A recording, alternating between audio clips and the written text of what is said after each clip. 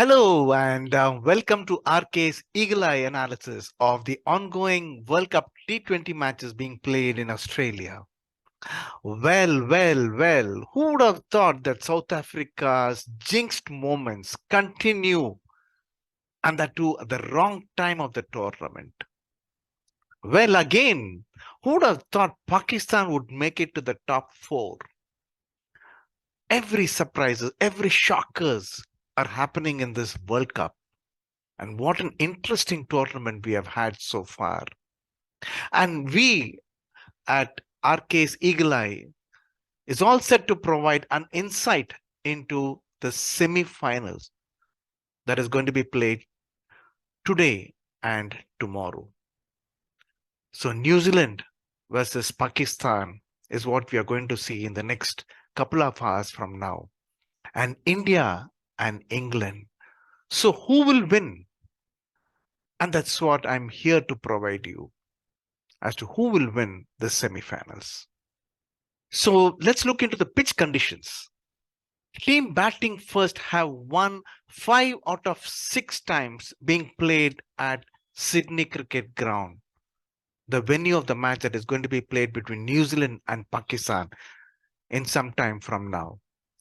But there's one factor that could reduce the impact of the toss.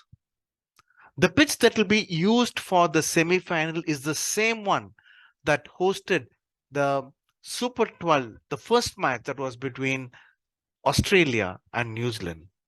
And it was the flattest of pitches and most batting friendly of pitches.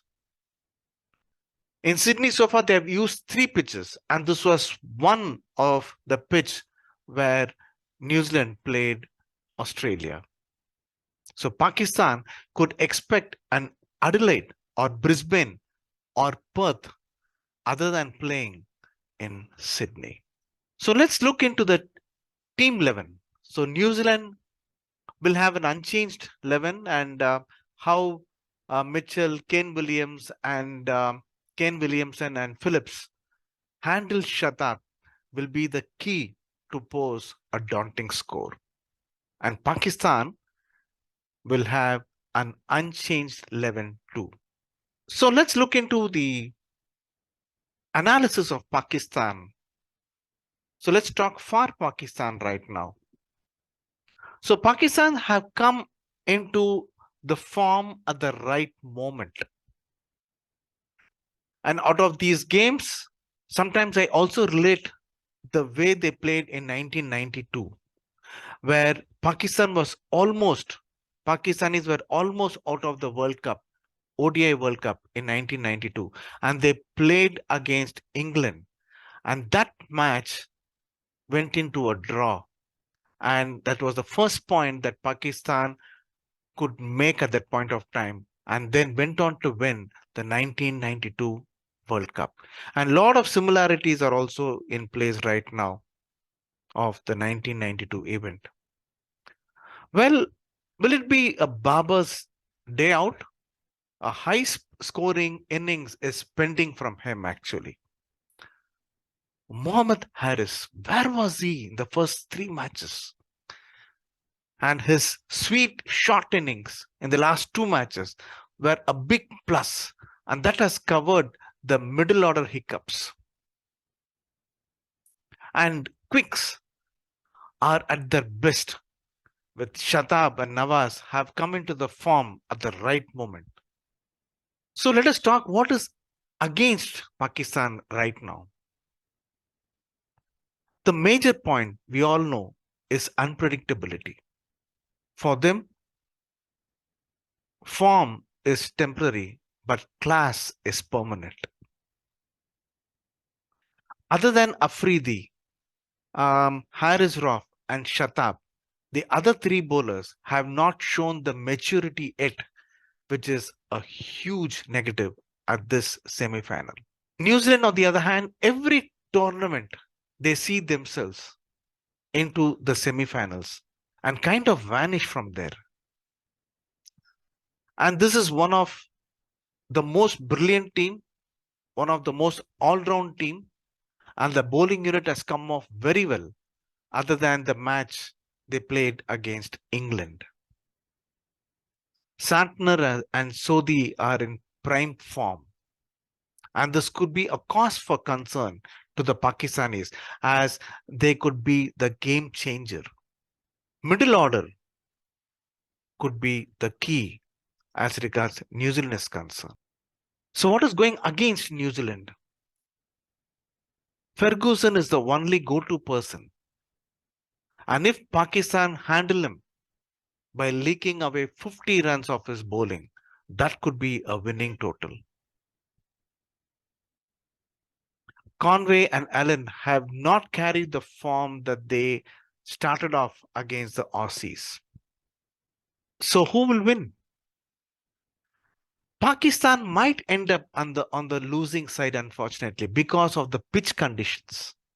They are playing in Sydney, which will not be tuned to their fast bowling combination. This Sydney ground may not favor their quick bowling. But again, the team that wins the toss and elects to bat first will have an advantage first. So that's Pakistan versus New Zealand that is going to be played in a while from now. Now let's look into India and England match that is going to be played tomorrow at Adelaide. Let's read into the pitch conditions. The match will be played at Adelaide. The ground is a true oval, which makes straight sixes a rarity. But one square of the wicket are more common there. Generally more of a batting friendly pitch, but at the end of the innings, when you are bowling at the death, because of the straight boundaries are so long, you generally bowl very, very full and target at the stumps. Maybe target at the stumps or target wider of the stumps. As a batting group, one would try and go pretty hard at the bowling of a couple of bowlers, especially. With spin, generally, it turns. And that's a very, very positive sign for both England and India. And if the spinner gets on top of you, it makes the death bowling so much harder to face for the batting teams.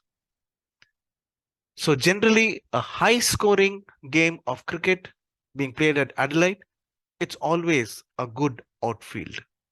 Now, Team 11, India, I would expect Punt to continue to negate Adil Rashid.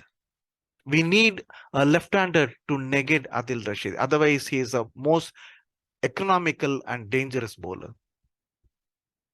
And he should bat higher than Hardik Pandya.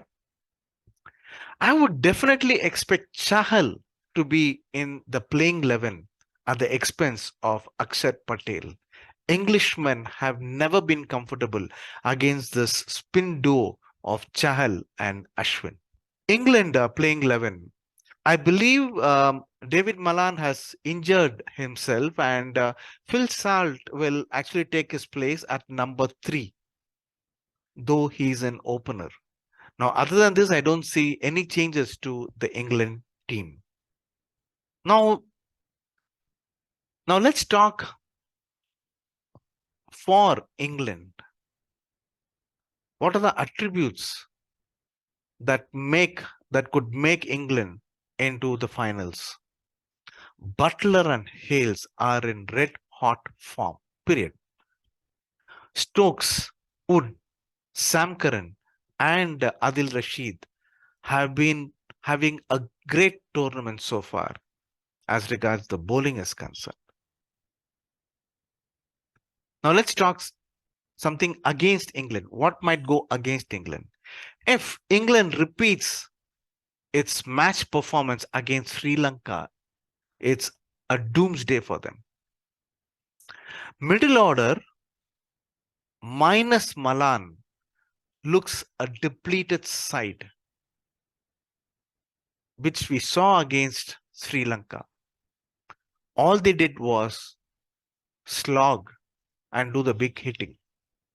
If England needs to win, they need to take the match deep because India doesn't have a death bowling unit. Oakes and Wood they have been leaking runs inside the power play. India. So what is going in favor of India?